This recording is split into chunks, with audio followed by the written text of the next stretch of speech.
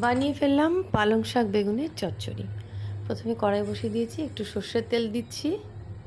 এরপর এর মধ্যে একটু কালো জিরে ফোড়ন দেবো। সর্ষের তেলটা দেখছি হালকা হালকা গরম হয়ে এসছে। ব্যাস, এরপরে দুটো লঙ্কা দিয়ে দেবো, লঙ্কা ফাটিয়ে দিলাম। তারপর টুকরো টুকরো করে কেটে রাখা বেগুনটা দিয়ে দেবো। গ্যাসের ফ্লেমটা একটু কমিয়ে দিচ্ছি, তেলটা ভালোই গরম হয়ে গেছে। বেগুনটা দিয়ে দিলাম।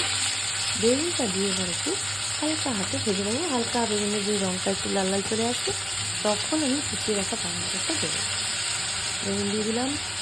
এইবার বেগুনটা নাড়ানাড়ি করছি, একটু বললাম যে লাল লাল হবে যে।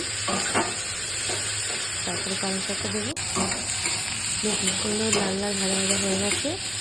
এইবার কুচিয়ে রাখা পালং শাকটা আমি ঢেলে দেবো। সুন্দর করে পালং শাকটা সাজিয়ে দিচ্ছি। এবার পালং শাক থেকে প্রচুর জল বেরোতে থাকবে।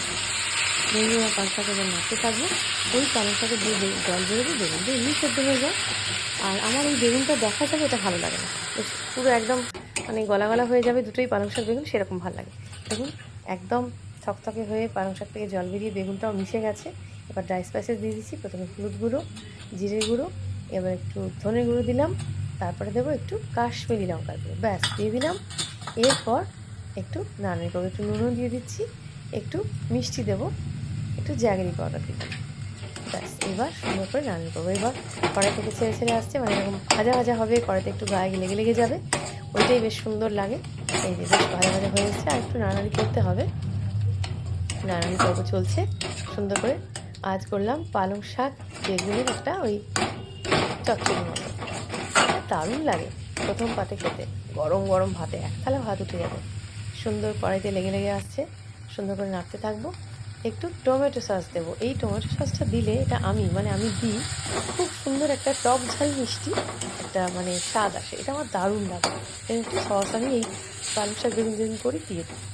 ব্যাস, এবার চলুন, প্রায় অলরেডি মানে রেডি হয়ে গেছে আমার পালং শাক বেগুন। আর একটু নাড়ানাড়ি করবো,